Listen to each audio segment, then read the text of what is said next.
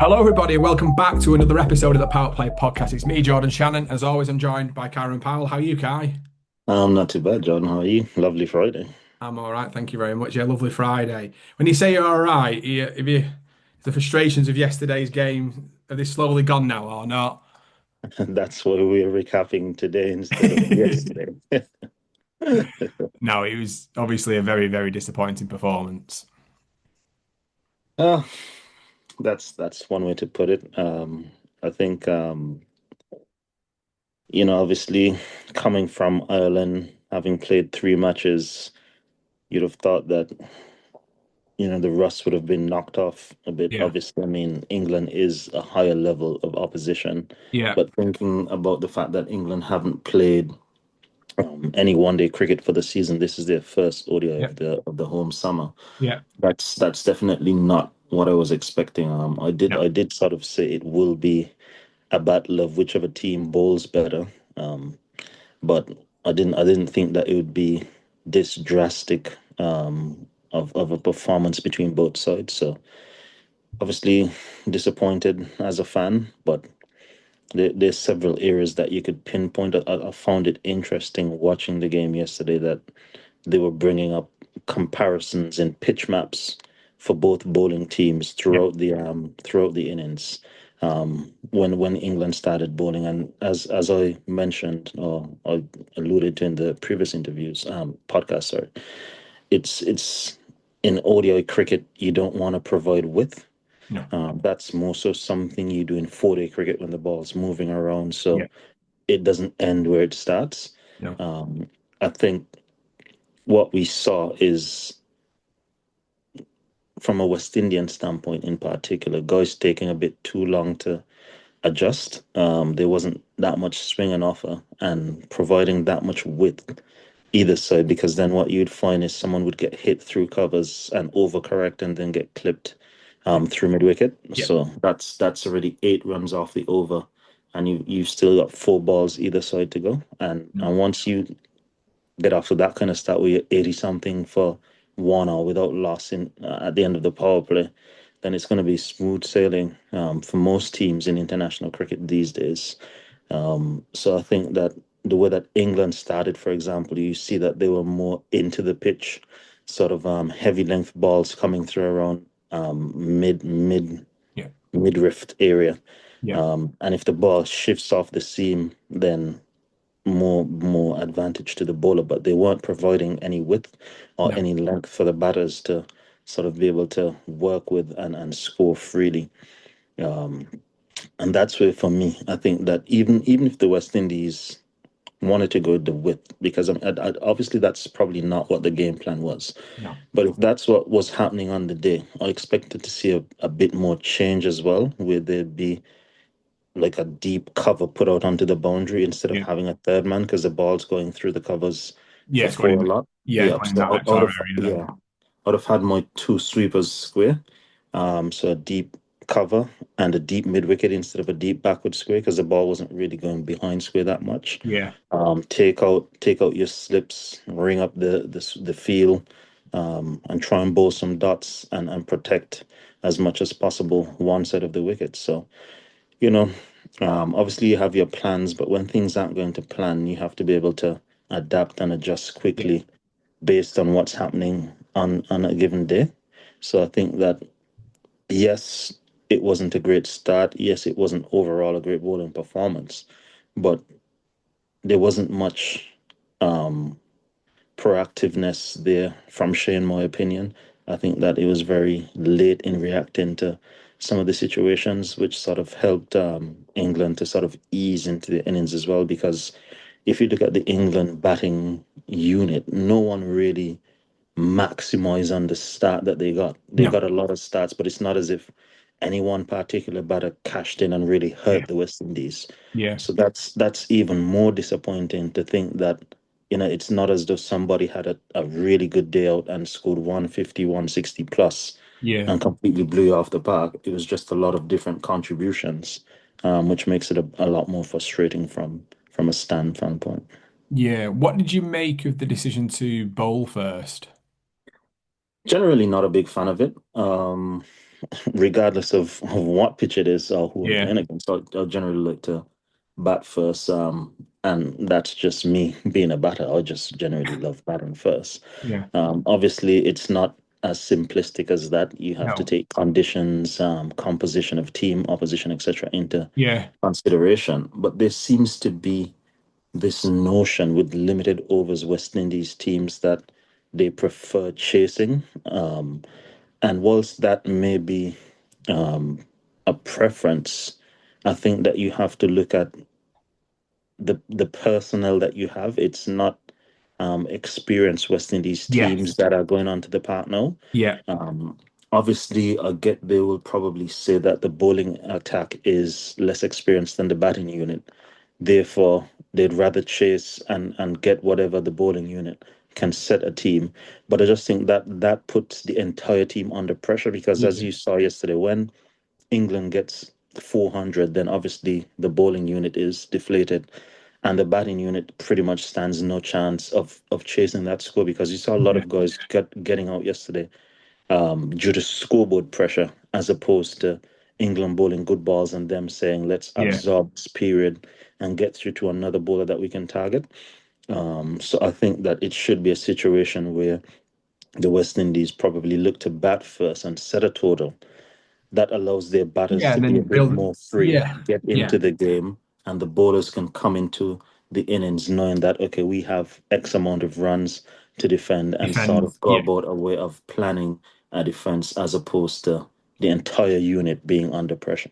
Yeah, of course. I do definitely agree with that. And I think as well from the point I made in the preview episode that we did was about England were under pressure going into this ODI. At the end of the day, they hadn't, I did say five a couple of days ago. It was actually they haven't won in seven. So from my perspective, I would have liked to have made them chase and let's see what they, Exactly. and let's see what happens there.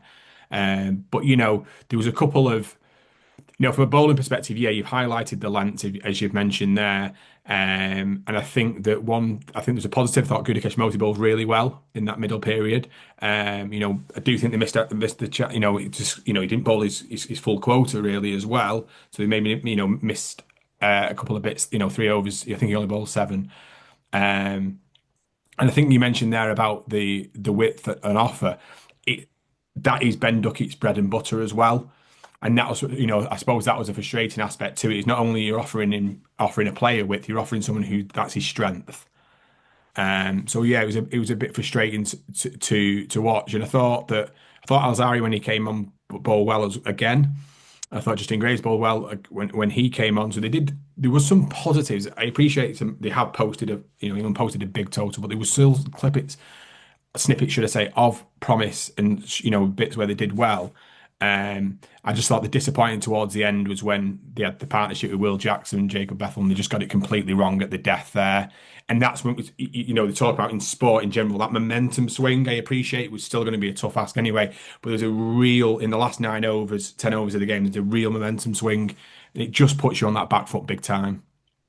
I mean, even just psychologically, hearing 399 as opposed to 400 Yeah. is just a different mountain to Yeah. climb. I do think that Justin Moti and Alzari in particular bowled very well. Obviously, Roston had a bit of an off day, and Jaden Sears and Matthew Ford definitely had Yeah.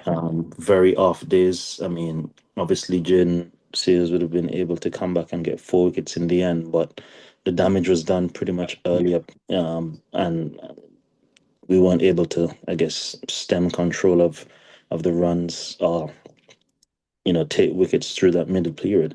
And I think that I sent quite a bit of information in the chat before Yeah, definitely. today's podcast. If you could just do me a favor and read out the top 10 wicket takers for the West Indies in ODI cricket, so I can sort of build on a point I'm about to make. Of all time. Yeah, So you've got Courtney Walsh with 227, Curtly Ambrose at 225, Dwayne Bravo at 199, Kyle Hooper at 193, Chris Gale at 167, Jason Holder at 159, Malcolm Marshall at 157, Joel Garner at 146, Michael Holding at 142, Merv Dillon at 130, Alzari at 128, and well, that's your what's that? Give or take. That's your top 10. Yep.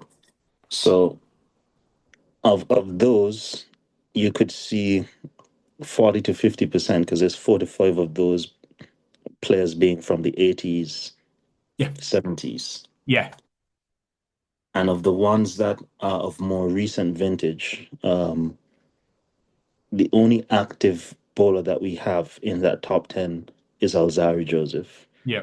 Um, I heard a few different people on sports shows in the Caribbean saying that it was between Alzari, Shamar Joseph, and Jediah Blades. Alzari is the only limited overs bowler Yeah. in the West Experience. Indies that is a lock to play, Yeah. full stop, across any of the two limited overs formats. He's in the top 10 of all time West Indian wicket takers. He's only played 70 something matches. 79. So, yeah, you look at his wickets per game, it's up there with the very best in terms of strike rates and wickets per game all time as well. I think for me, Alzari has to bowl, whether it is the first two or first three overs of the power play. I need my most senior, my most experienced bowler to Right. set the tone earlier. As I said, it could be two. If things are going bad from the other end, then three. But I need to get something from a more senior, experienced bowler with the new ball when it's most likely to do something and give us a chance of getting an early inroad to set the tone for me. We can bring him back throughout the middle and towards the end. Yeah. But I think that that's very important. I think that having heard that list as well, you can see that West Indian bowlers in limited overs cricket have struggled for some time now. There's no out and out spin bowler in that list of West Indian all time leading wicket takers.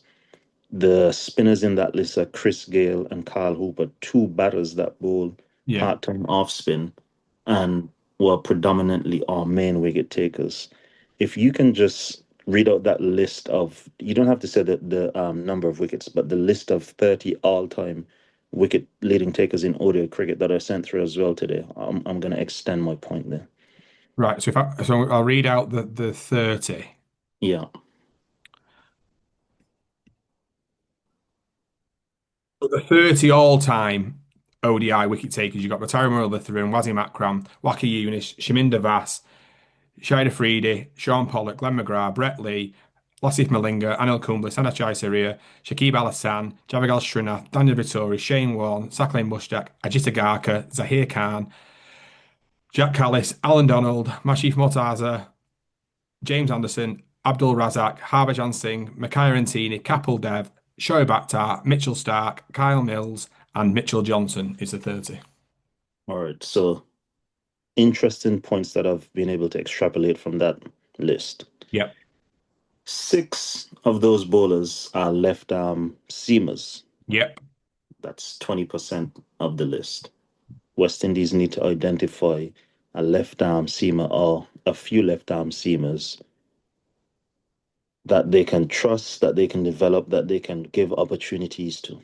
Um, Another six of that list are either right arm leg spinners, which is three, or left arm orthodox spin, which is three Yeah. of the eight spinners on the list. That's another 20%. So 40% of the leading wicket takers of all time are either left arm seam or some variation of leg spin, whether it be left arm spin, leg break. So I think that now you start to pick up trends in terms of how the West Indies need to plan Yeah. and structure their teams going forward. Yeah. I think that getting wickets up front is important. So we need to have Alzari with the new ball, along with whoever else from the other end.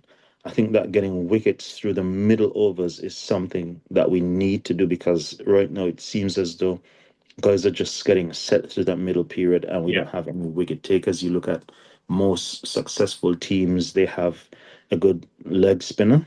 So I think that something like the breakout T20, where you'd have identified quite a few leg spinners Yeah. now, Yeah. I think that in after the breakout T20, I said that I expect a Michael Mackenzie to play for West Indies by next year.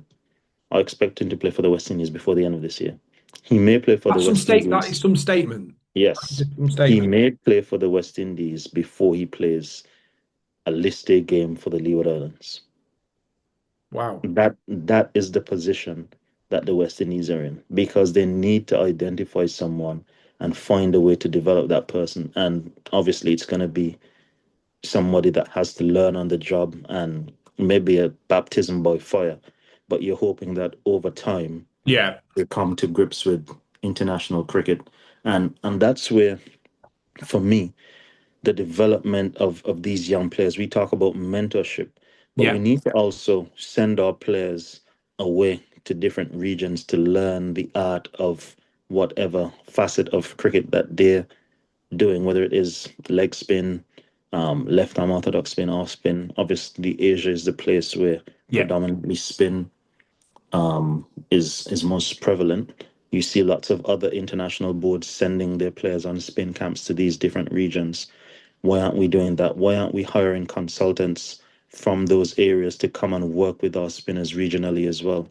Because as I said, you look at that list that I just named out, there's no out and out spinner that the West Indies has produced that is in the top 10 all time leading wicket takers for us in ODI cricket. So that is clearly a problem that needs to be rectified. That's something that needs to be addressed immediately.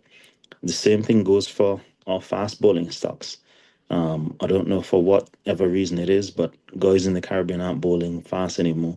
So that means that we need to upskill our bowlers that whether it is a flat pitch, whatever the case is, they have different skills that they can tap into because you can't be bowling 80 miles an hour and below in No. international cricket on these flat pitches, quick outfields, small grounds to these batters.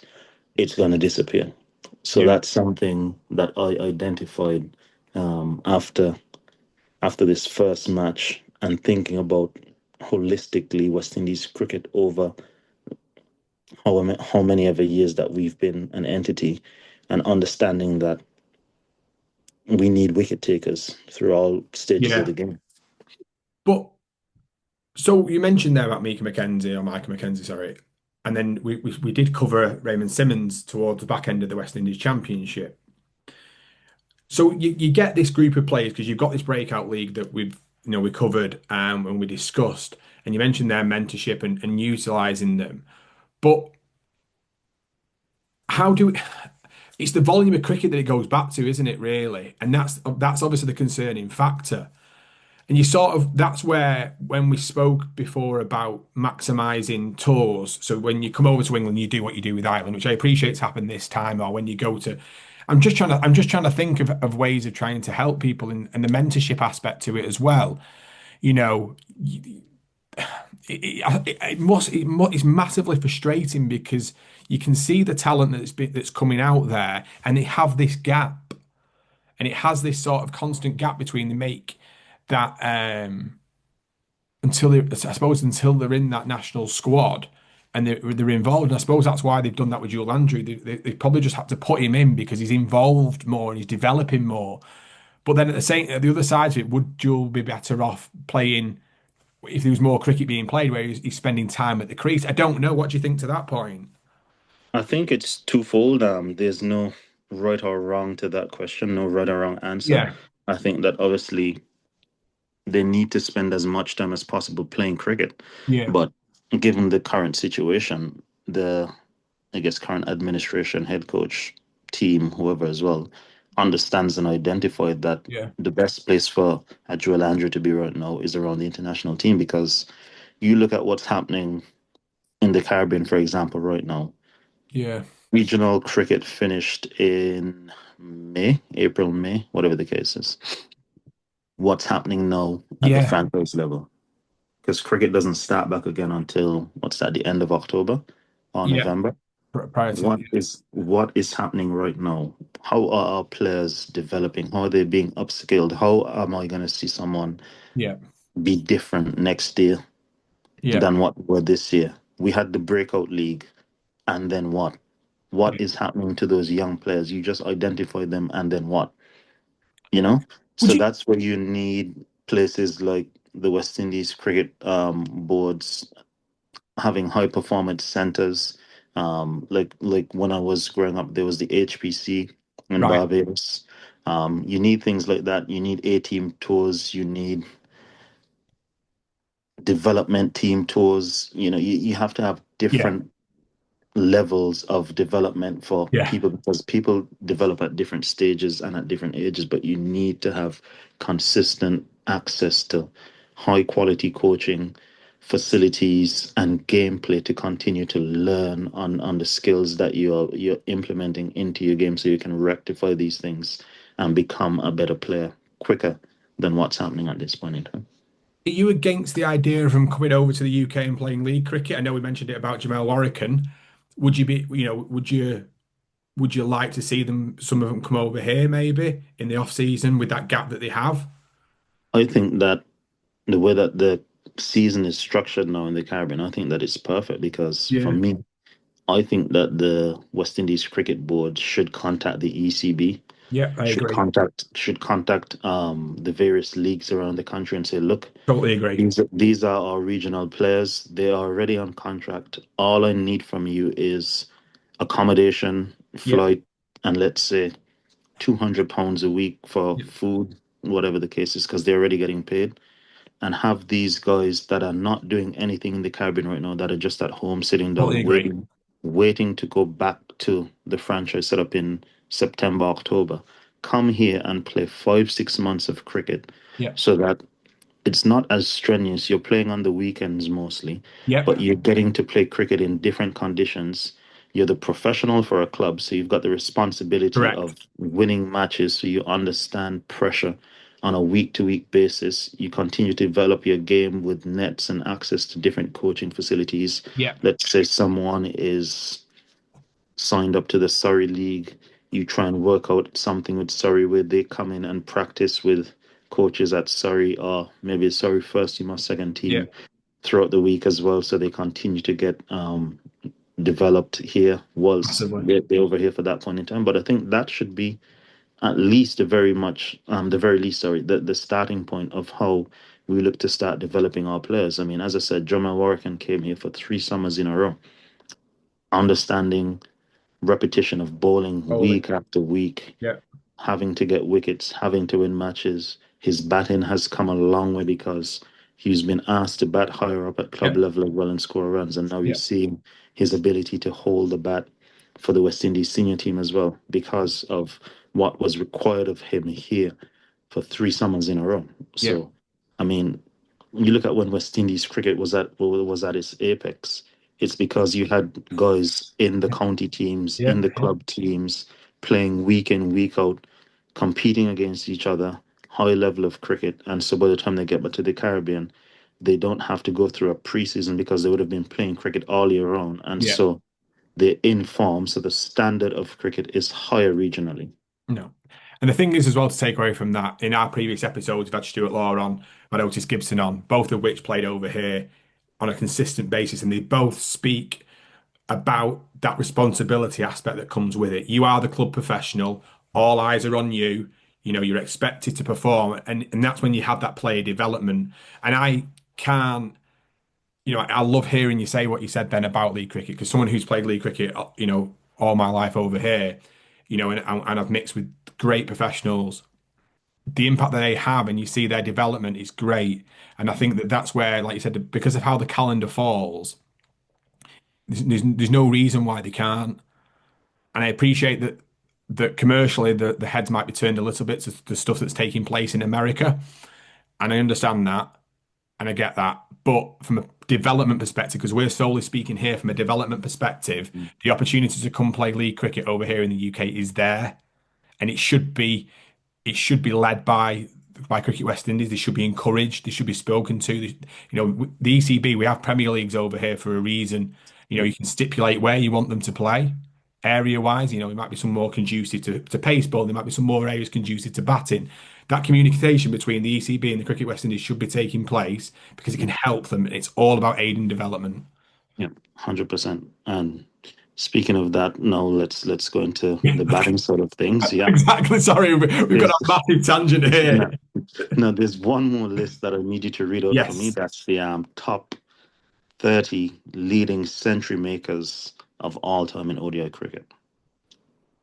So the top 30 century makers in ODI cricket: Virat Kohli, Sachin Tendulkar, Rohit Sharma, Ricky Ponting, Sanachai Surya, Hashim Amla, AB de Villiers, Chris Gale, Kumar Sangakkara, David Warner, Sourav Ganguly, Tilakaratne Dilshan, Quinton de Kock, Ross Taylor, Herschel Gibbs, Syed Anwar, Babar Azam, Brian Lara, Mahela Jawarner, Martin Guptill, Mark Waugh, Shai Hope, Aaron Finch, Shikhar Dhawan, Joe Root, Desmond Haynes, Jack Callis, Nathan Astle, Adam Gilchrist, and Kane Williamson. You know what's in common with that list of 30 players? They're very, very good. They're very, very good, and all of them batted either as number one, Yeah. two, or three. Yeah. Simple fact. Our best player, our captain, that I've been harping on about being the best opener that West Indies has put himself down to number four and is not able to impact the game as much as he used to because of the position he's coming in at. You can't Well, wait until your house is on fire when you could have stopped it from being on fire. It's simple. You don't want to out of fire. You want to stop it from happening. And if now you've got the likes of a Casey Carty, etc., in the middle, Sherfy and Rutherford to come back, we don't need Shai Hope batting at number four. We need him at the top of the order, yeah. dictating, controlling the pace of play. Going Well, back that to his old style of play where he builds throughout the innings and then if he's there he can explode at the end. We don't need this ultra aggressive Shai Hope at this point in time because that's not what this team at this stage of their development requires. no, it's a stroke player. 100%. And that's where his strengths are, and I agree. And it sort of echoes your point about Alzari Joseph. You have your best bowler bowling at the most important time with that new Yeah. ball. You have your best batter at the most important time. Set the tone with your best players. I can't disagree with that completely. And when, yeah, no, yeah, completely agree. And do you know what? When you sent me the list through, and I read the list, and I didn't pick up on the point that you was going to go with tonight. And when you go through something like that, yeah, it says everything that needs to be said about that situation, to be honest with you. So, fair point, brilliant in terms of going over. I was just thinking then now, where do, do, do you bring in? I want to go back now. Obviously, we've gone all over, not all places. It's been brilliant, obviously, to go over that. But I want to go back now to this series. If Shea goes to the top, which is what we believe he should do, and the reasons you've gone with, totally agree with. Do you need to bring in a bit more experience in that middle over? So do you see Hetmyer coming in potentially then? As I said, I'll just make a clean swap with Shea and Brandon King. So you Brandon just King go. goes So to number four. you're still happy with the rest of that lineup then? Well, I think obviously, I mean, Evan was injured or whatever in the morning of the match. So if Evan is fit, um, then Evan comes back in at the top, Yeah, and then Joel Andrew will miss out. Um, I think that it was very interesting to me, but sometimes you have to listen to, I guess, not not so much what you hear, but what you see happening as well. And you could see that Sammy was gearing towards Joel Andrew from since in Ireland, saying that he was hitting the ball very well, etc. I didn't expect him to play the first ODI here. If anything, to be honest, I would have expected him to play in one of the ODIs in Ireland first, yeah, and then maybe in the last ODI here. So obviously he continues to get match prep and yeah. I guess experience on the international stage. But having said that, I mean it's quite a daunting situation to come into as an 18-year-old, the first time you've ever batted in an ODI and you require 400 Pass. runs and this Yeah, and the scores whatever for three, not much for three. no, Um, so I don't think that for his personal development, like he was done a favor in terms of no. being put into that situation. But you can only hope that he takes the positives from that and the learnings of watching how England went about their game. understanding the difference between where he is and what the current international standard requires, Yeah. and how he can continue to go away and develop and improve his game and his skill set, so that, obviously over the years, being a long-term investment for the West Indies, that he could continue to develop and hopefully be of the standard of the Josh Butlers and, the Shai Hopes and these top class players. Yeah. I obviously I think there's a couple I want to go back to the batting a little bit. Like I just felt there's a couple of loose dismissals, a bit of soft, sorry, a couple of soft dismissals. So going into Sunday, I kind of want to see a bit more value on the wickets, but I get that probably takes place when you're chasing 400. So there's obviously that to it. The Shea was very, very unlucky in terms of it was a superb catch. So I thought he was going very, very well. So I'll make a prediction. I think Shea will score 100 either Sunday or Tuesday. Bold. Not actually, it's not bold at all, actually. But I do see Shea scoring 100 either Sunday or Tuesday. Scoring 100, obviously, personally great for him, and I do want him to score a century, but I want him more so than anything to dictate the games for the West Indies, because he's that one senior batter and he's the one that can control and pace an innings because Yeah. he's done it and he has the experience in doing it. So that's what I personally want to see from Shai Hope, taking that responsibility, obviously in a limited overs game, to bat as many balls as possible of the 300 balls we have allocated to us, because it's of no benefit to us Shea batting 35 overs and missing out on 15 when he could have batted a full 50. Yeah. You want your best players to have access to as many balls as possible, hence why that list is the way it is. And you find that the leading century makers, the leading run scorers in limited overs cricket are all either openers or number three. You had Sachin Tendulkar, that's number four in Test cricket, that went up to open the batting. You have Brian Lara on that list. People may not remember, but Brian Lara's early days of international cricket in ODIs, he was an opening batter. Yeah. So, you look at that list and Yeah. the information is there. All the information that you need is there. It's just for you to use it um, in whatever way is most beneficial to each individual team. But the stats are the stats, and the history is the history to show that obviously the people that have the best chances of performing are the ones that have access to the most amount of deliveries in limited overs cricket. Yeah. Yeah. So making a prediction then, do you see that happening on Sunday? I don't see it happening in this series. I think it's going to take a lot of talking to, because it seems as though Shea has probably made up his mind that he wants to bat at number four now, whatever the situation Is is. is that Shay or is it more Sammy? Well, I'd say it's Shea, because he was opening up until the point where he became captain, Right. and then that's when that shift happened.